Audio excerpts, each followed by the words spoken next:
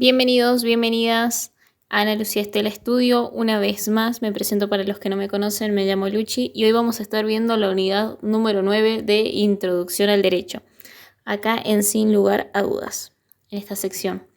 Bien, la unidad 9 va a tratar de los principios generales.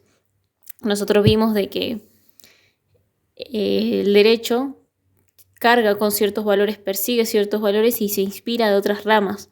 Ahora nosotros tenemos los principios generales. Vamos a ver qué es un principio general, su etimología. Muchas veces es necesario, para comprender mejor el significado de dónde viene el concepto, es necesario saber su etimología, sus orígenes.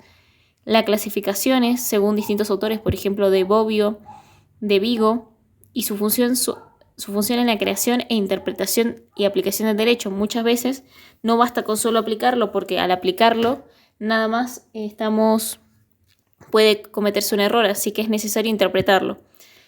Y aplicación del derecho, una argumentación jurídica que es, muchas veces nosotros sabemos que los que encargados de aplicar el derecho o los que están en los tribunales, en las sentencias, son los jueces, pero ahora, ¿cómo sabemos cuándo la decisión del juez es la correcta o lo que nos parece correcto? Él va a tener que argumentar. Entonces vamos a ver la argumentación jurídica. ¿Cómo sabemos que una argumentación jurídica es correcta? ¿Y qué es, sobre todo? Vamos a ver su relación con la interpretación y los elementos de la argumentación jurídica para acercarnos un poco más al derecho. Bien, comencemos. ¿De dónde viene el concepto principio? Proviene del latín principium, referido a lo antiguo, valioso, estimable, de cabeza. Acá vamos a ver en esta unidad dos referentes, señor Vigo Rodolfo y Norberto Bobbio. Pero vamos a comenzar con Vigo Rodolfo, que nació el 26 de marzo de 1946, fue jurado de los premios Konex 2008, abogado y doctor en Ciencias Jurídicas y Sociales y licenciado en Ciencias Políticas, ministro de la Corte Suprema de Santa Fe durante 19 años, presidente de la Junta Federal de Cortes y Superiores Tribunales de Justicia de las Provincias Argentinas, miembro de la Academia Nacional de Derecho y Ciencias Sociales de Córdoba y presidente de la Comisión Directiva de la Asociación Argentina de Filosofía del Derecho, profesor en la Universidad de Católica Argentina de La Plata y Universidad Austral. Director del Departamento de Derecho Judicial en la Universidad Austral, dictó conferencias, cátedras y publicó artículos en revistas de América y Europa. La Cumbre Judicial Iberoamericana lo designó secretario ejecutivo de la Comisión Iberoamericana Ética Judicial 2006-2010. Acá vamos ya viendo de que tenía cierto enfoque hacia la filosofía del derecho, a la ética. El Poder Judicial de Tabasco, México, creó en 2009 una cátedra que lleva su nombre. Publicó, entre otros libros, Perspectivas Ius Filosóficas, ahí vamos viendo, Filosofía del Derecho Contemporáneas, Rosshart, Bobbio, Durkheim, Bailey. Interpretación constitucional, la interpretación jurídica, los principios jurídicos de la ley al derecho y un naturalismo actual. Todo esto, por ejemplo, lo saqué de la fuente Konex, Fundación Konex. Ahora vamos con Norberto Bobbio.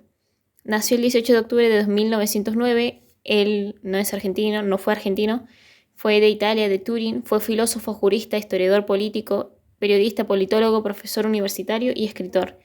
Estuvo afiliado al Partido Nacional Fascista, profesor de Filosofía del Derecho, Universidad de Camerino, profesor emérito de Filosofía Política, perteneciente a la Academia Nacional del Lindsay, miembro de la Academia Británica.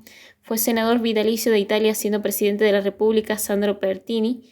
Fue doctor honoris causa en la Universidad de París, Universidad de Buenos Aires, la UBA, Universidad Complutense de Madrid, Universidad de Bolonia, Universidad de Chambéry, Universidad de Carlos III de Madrid. Se lo considera socialista y liberal en la tradición de Piero Gobetti y Carlo Rosselli.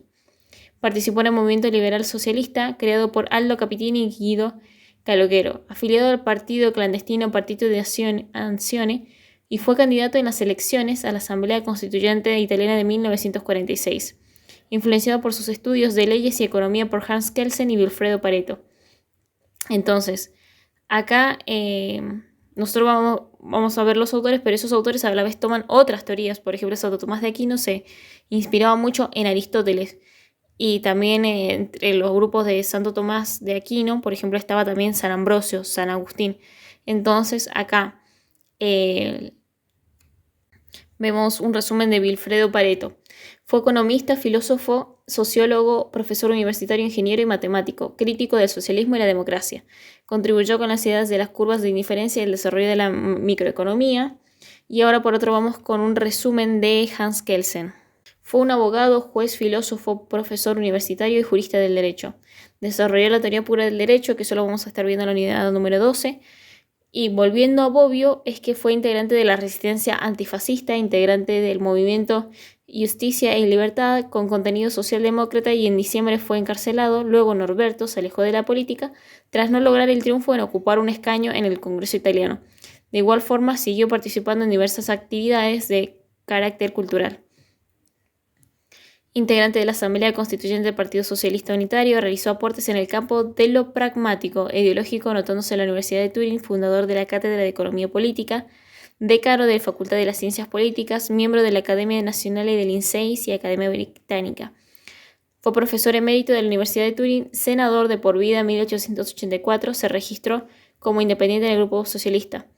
Partidario del principio de legalidad, limitación y separación de poderes, como socialista se opuso a lo que percibía como tendencia autoritaria y antidemocrática en los partidos comunistas. Es considerado como filósofo la democracia en el mundo contemporáneo, entendida como la búsqueda crítica de consensos. Confiaba en la importancia de la participación colectiva y no coercitiva en las decisiones comunes, la alternancia no violenta de los partidos sectores sociales en el poder, etc. Bobbio defiende la teoría pura del derecho de Hans Kelsen. Acá vemos algo. Vigo nació en Argentina.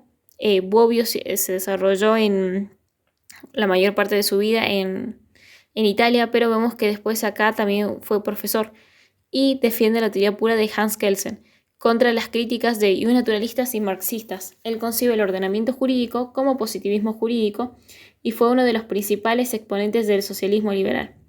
Entonces, según Vigo, Rodolfo, los principios nos permiten constituir, identificar y reconocer el derecho.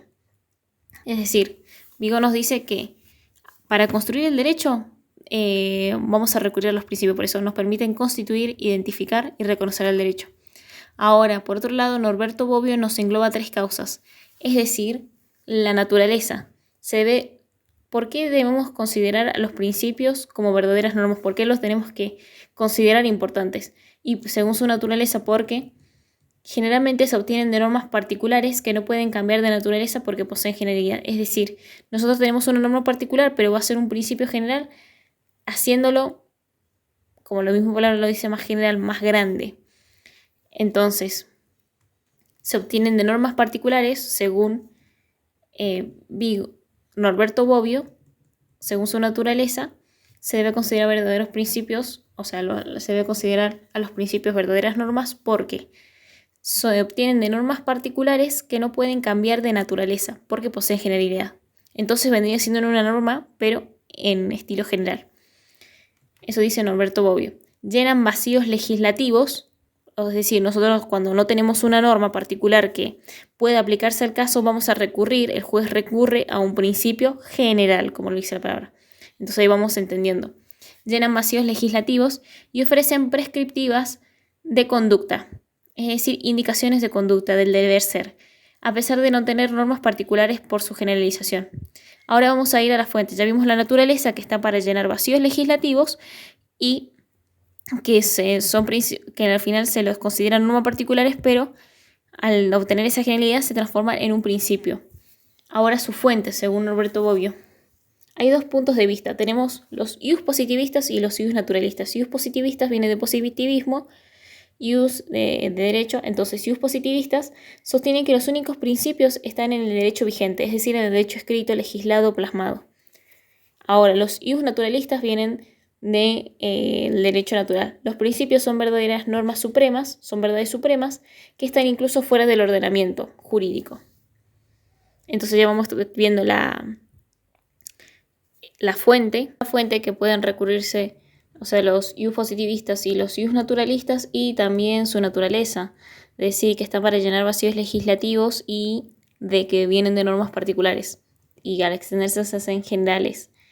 Entonces, vamos con el fundamento de validez. Indica Norberto Bobbio que hay un trasfondo axiológico. Trasfondo, bien, vamos a ir más allá del fondo, y axiológico viene de axiología, la rama de la filosofía que se encarga de estudiar los valores. Entonces, en fundamento de validez hay un trasfondo axiológico, nos regimos por determinados valores. Encontramos nuestra justificación en valores. Entonces, ahora vamos a ver el alcance de Vigo. Haciendo un repaso de Norberto Bobbio, entonces tenemos naturaleza, fuente y fundamento de validez. La naturaleza vienen de una norma particular y para llenar vacío legislativo, los principios. Principium. Sobre la fuente tenemos ius positivista y ius naturalista, y el fundamento de validez tenemos un trasfondo axiológico. Ahora vamos a ver el alcance de Vigo, un seguimiento de extensión de los principios. Vamos a ver más allá de lo que vemos de los principios. Es más extenso para los ius naturalistas y más restringido para los positivistas, porque nosotros vemos que los ius naturalistas siempre nombran como que hay algo más o algo afuera dentro del ordenamiento jurídico. Por eso es más extenso para los ius naturalistas y más restringido para los positivistas, porque solamente nos estamos rigiendo a lo legislado, a lo que está en la ley, a lo codificado. Varía de acuerdo a cómo son regulados por el ordenamiento. Vigo son recetados de 3 materias. Tenemos los ius naturalistas, que dice que son los principios naturales del derecho o principios generales, principios del derecho natural. De nuevo, ius naturalistas dicen que están los principios naturales del derecho o principios del derecho natural. Por otro lado, los positivistas dicen que hay excepciones, que son los códigos de filiación positivista, que aluden a los principios generales del ordenamiento jurídico del Estado. Bueno, diciéndolo más lento y en otras palabras, que los principios son excepciones, es decir, que no son normas, por eso son excepciones, son los códigos de filiación, es decir, que nosotros los vamos agrupando a los principios. Por eso códigos de filiación positivistas que están legislados, que alude a los principios generales. Vamos a ir a los principios generales del ordenamiento jurídico del Estado. Sí o sí tienen que estar, para ser considerados principios jurídicos, tienen que estar dentro del ordenamiento jurídico. Y por otro lado hay una mirada más neutral, que vamos a recoger tanto lo que dicen los naturalistas y lo que dicen los positivistas, que dicen que hay un grupo que adopta la fórmula neutra de principios generales del derecho, que tolera la interpretación tanto ius positivista como ius naturalista. Entonces, los ius naturalistas nos dicen que son principios del derecho natural, y los positivistas que son códigos de filiación positivistas, que aludimos a principios generales del ordenamiento jurídico del Estado. Es mucho más largo la manera de explicarlo, el positivismo. Ahora, eso es lo que vemos según la extensión del alcance, o sea, hasta dónde llegan los principios, para los ius positivistas, para los ius naturalistas y para los dualistas. El alcance según Vigo, y todo luego también de antes vimos las 3 causas de los principios: naturaleza, fuente y fundamento de validez, y luego vimos el alcance según Vigo. Ahora procedemos a seguir con la clasificación según Norberto Bobbio. Nosotros tenemos por materia, las voy a nombrar primero y luego vamos a ir ahondando en cada una. Vemos la extensión de validez y las funciones. Por materia nos dice que nosotros en el derecho tenemos materias, por ejemplo, derecho civil, derecho penal. A esos principios generales estamos haciendo alusión. No obstante, Bobbio quiere ser más específico respecto a la división según la materia. Entonces vamos a dividirlo en principios generales del derecho sustancial, principios generales del derecho procesal, sustancia, proceso, sustancial, procesal, y principios generales de organización. Bien, los principios generales del derecho sustancial, vamos a establecer como un sinónimo, un paralelismo entre sustancia, establecen las máximas a sus particulares. Por ejemplo, el principio de buena fe, o sea, todos establecen nuestras máximas. Ahora, en principios generales del derecho procesal, de proceso, son reglas de carácter hermenéutico, es decir, es interpretativo y está dirigido a los jueces. Por ejemplo, el principio de indubio pro reo, en caso de duda a favor del reo.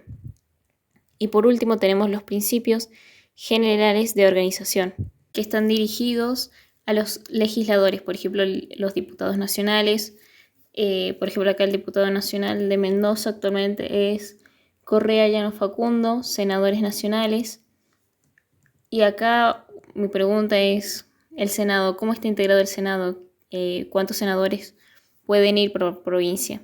Entonces, esto lo dice en el artículo 54, va como un dato agregado, que el Senado se compondrá de 3 senadores por cada provincia y 3 por la ciudad de Buenos Aires, elegidos en forma directa y conjunta, correspondiendo dos bancas al partido político que obtenga el mayor número de votos. El restante al partido político que le siga el número de votos. Cada senador tendrá un voto. En el artículo 55 son requisitos para ser elegido senador tener la edad de 30 años, sí o sí tiene que tener 30 años, haber sido 6 años ciudadano de la nación, disfrutar de una renta anual de 2.000 pesos fuerte o de una entrada equivalente y ser natural de la provincia que lo elija, con 2 años de residencia inmediata de ella. En el artículo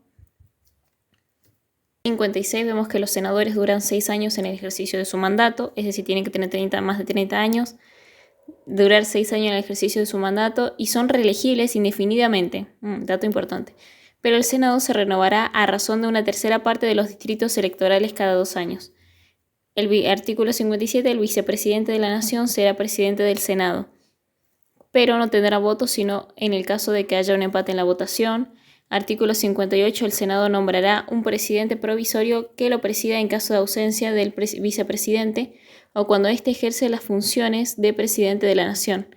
El artículo 59 nos dice que el Senado le corresponde juzgar en juicio público a los acusados por la Cámara de Diputados, debiendo sus miembros prestar juramento para este acto. Cuando el acusado sea el presidente de la Nación, el Senado será presidido por el presidente de la Corte Suprema. Ninguno será declarado culpable sino a mayoría de 2/3 de los miembros presentes. Artículo 60. Su fallo no tendrá más efectos que destituir al acusado y aún declararle incapaz de ocupar ningún empleo de honor, de confianza o a sueldo en la nación. Pero la parte condenada quedará no obstante sujeta a acusación, juicio y castigo conforme a las leyes ante los tribunales ordinarios. Artículo 61. Corresponde también al Senado autorizar al presidente de la Nación para que declare en estado de sitio uno o varios puntos de la República en caso de ataque exterior. Artículo 62. Cuando vacase alguna plaza de senador por muerte, renuncia u otra causa, el gobierno a que corresponda la vacante hace proceder inmediatamente a la elección de un nuevo miembro. Nosotros acá volvemos a la clasificación de Norberto Bobbio, que nos dice la extensión de la validez. Entonces, no existe la misma generalidad en los principios, por eso tenemos una extensión de la validez. Tenemos un principio por instituto, principio por materia, principio por rama jurídica, principio por orden jurídico y principio de jurídicos universales. El principio por instituto puede ser, por ejemplo, la irrevocabilidad de las donaciones. El principio de una materia puede ser el de la carga de la prueba, corresponde al quien afirma un hecho un tercer hecho para hacer valer su derecho. El principio de una rama jurídica puede ser el derecho tributario y el principio de todo un ordenamiento jurídico puede ser el principio de libertad. Ahora, los principios jurídicos universales tienen según Norberto Bobbio, tenemos los principios de justicia, que son fórmulas vacías en las que se le puede dar contenido. Las reglas que derivan de condiciones de hechos incontrovertibles como de que nadie está obligado a hacer lo imposible. Y las máximas que expresan la posibilidad de todo orden jurídico como el principio pact sunt servanda. Los pactos deben ser cumplidos. Ahora nosotros tenemos las funciones. Tenemos función interpretativa. Los principios que tienen función interpretativa buscan interpretar el sentido de la ley. La función integradora buscan llenar los vacíos de la ley, es decir, las lagunas. La función limitativa busca marcar el límite dentro de los cuales se pueden ejercer competencia y la función de directiva, es decir, marcar una dirección, dirigen a los funcionarios, órganos de gobierno y producción jurídica, según el preámbulo de la Constitución Nacional. Ahora vamos a ir a la clasificación según Vigo Rodolfo. Tenemos los principios jurídicos sectoriales, que son el resultado de un proceso inductivo. Son un conjunto de normas, instituciones jurídicas o rama del derecho positivo. Puede aplicarse a varios casos, pero raramente pueden llegar a cubrir todas las ramas del derecho. Luego tenemos los principios jurídicos y naturales, que son criterios valorativos que trascienden al derecho positivo, es decir, van más allá y están más cerca de lo que se considera normalmente un principio. Sigue la teología. Recordemos que la teología es la rama que va hacia los fines. y del ordenamiento jurídico, justicia y seguridad jurídica. Entonces, constantemente están señalando la última razón del derecho y luego tenemos los principios jurídicos sistemáticos que fundamentan el ordenamiento jurídico y persiguen los fines del ordenamiento jurídico. Se encargan del contenido político, filosófico, más que los particulares, en cómo funciona este sistema. Por ejemplo, tenemos el artículo 18 que dice que ningún habitante de la nación puede ser penado, ahí vemos el procedimiento, ningún habitante de la nación puede ser penado sin juicio previo fundado en la ley anterior al hecho del proceso, ni juzgado por comisiones especiales o sacado de los jueces designados por la ley antes del hecho de la causa. Nadie puede ser obligado a declarar contra sí mismo ni arrestado sino en virtud de la orden escrita de autoridad competente. Es inviolable la defensa en juicio de la persona y de los derechos. El domicilio es inviolable, como también la correspondencia epistolar y los papeles privados. Y una ley determinará en qué casos y con qué justificativos podrá procederse a su allanamiento y ocupación. Quedan abolidos para siempre la pena de muerte y las causas por causas políticas. Toda especie de tormento y los azotes. Las cárceles de la nación serán sanas y limpias para la seguridad y no para castigo de los reos detenidos en ellas, y toda medida que a pretexto de precaución conduzca a mortificarlos, más allá de lo que aquella exija, hará responsable el juez que la autorice. Y ahora venimos con el preámbulo. El preámbulo forma parte de la Constitución Nacional, de nuestra Carta Magna. Ahora, ¿para qué serviría? Expresa las motivaciones y los valores que se tuvieron en cuenta al dictarla. La unión nacional, o sea, determinados valores. Tenemos la unión nacional, el orden, la justicia, la defensa común, el bienestar general y la protección de la libertad de todos los habitantes. Entonces, ¿qué es lo que dice el preámbulo de la Constitución Nacional Argentina? Dicen los representantes del pueblo de la nación argentina, reunidos en el Congreso General Constituyente, por voluntad y elección de las provincias que la componen, en cumplimiento de pactos preexistentes, con el objeto de constituir la Unión Nacional, afianzar la justicia, consolidar la paz interior, proveer a la defensa común, promover el bienestar general y asegurar los beneficios de la libertad para nosotros, para nuestra posteridad y para todos los hombres del mundo que quieran habitar el suelo argentino. Invocando la protección de Dios, fuente de toda la razón y justicia, ordenamos, decretamos y establecemos esta Constitución para la nación argentina. Pero antes no siempre fue así el preámbulo, sino que antes decía esto: los representantes del pueblo de la Confederación Argentina, reunidos en Congreso General Constituyente, por voluntad y elección de las provincias que la componen, en cumplimiento de pactos preexistentes, con el objeto de constituir la Unión Nacional, afianzar la justicia, consolidar la paz interior, proveer la defensa común, promover el bienestar general y asegurar los beneficios de la libertad para nosotros, para nuestra posteridad y para todos los hombres del mundo que quieren habitar el suelo argentino, invocando la protección de Dios, fuente de toda la razón y justicia, ordenamos, decretamos y establecemos esta Constitución para la Confederación Argentina. Entonces, si desglosamos el preámbulo de la Constitución Nacional, porque muchos lo sabemos de memoria, pero a ver cuál es el propósito, qué es lo que dice, es que el preámbulo es un programa realizado y las leyes le siguen. La Confederación, ¿a qué se refiere? Que en 1853 así se le denominaba al Virreinato del Río de la Plata. Congreso General Constituyente. En el Congreso participaban los representantes del pueblo y hacían alusión al constituyente porque se estaba realizando la Constitución. Entonces, por eso es Congreso, donde se reunían las personas, general, es decir, abierto, constituyente, para realizar la Constitución, por voluntad y elección de las provincias que la componen. Antes no eran 23 provincias, sino que eran 12 provincias. Tenemos Mendoza, San Juan, San Luis, Entre Ríos, Corrientes, Santiago del Estero, Santa Fe, Tucumán, Salta, Jujuy, Catamarca y La Rioja. Buenos Aires no estaba presente y estaba separada de la Confederación Argentina. Cuando decimos en cumplimiento de pactos preexistentes, nos referimos a todos los pactos interprovinciales desde 1820 a 1853. Y en constituir la Unión Nacional nos referimos a formar un Estado nacional sólido y con autoridad. Afianzar la justicia son todas las leyes que elabora el Congreso. Traten de apuntar al bienestar de todos sin discriminación y con equidad. Una justicia equitativa. Consolidar la paz interior. El país debía encajar la guerra civil entre unitarios y federales, proveer a la defensa común, es todo lo que es comunitario, defender la Constitución Nacional. Promover el bienestar general. Esta Constitución va a querer el bienestar del ciudadano y asegurar la libertad, los beneficios de la libertad para nosotros, para nuestra posteridad y para todos los hombres que quieran habitar el suelo argentino. Nuestra Constitución les abre las puertas a todos los hombres del mundo, invocando la protección de Dios, fuente de toda la razón y justicia. No es una Constitución atea, es decir, que reconoce a todos los créditos. Ejemplos de principios generales del derecho tenemos el principio de buena fe, que alude a la hora de realizar una acción o acto jurídico de acuerdo a las exigencias morales y éticas que rige el sistema normativo, en una comunidad que las acciones de las personas estén en línea con lo que la sociedad considera un acto honrado y real. También vemos el principio de autoridad, de autonomía de voluntad. La autonomía de la voluntad privada es la facultad de los particulares de regir y ordenar su propia conducta, mediante sus propias normas sin depender de nadie ni ser obligado a ello por algún impulso externo. Aplicado al ámbito de contratación, es un derecho incuestionable, que comprende la discrecionalidad de contratar o negarse a hacerlo, la de elegir con quién contratar y, en última instancia, decidir sobre la regulación del convenio. Los principios sí cuentan como fuente formal del derecho junto con la costumbre.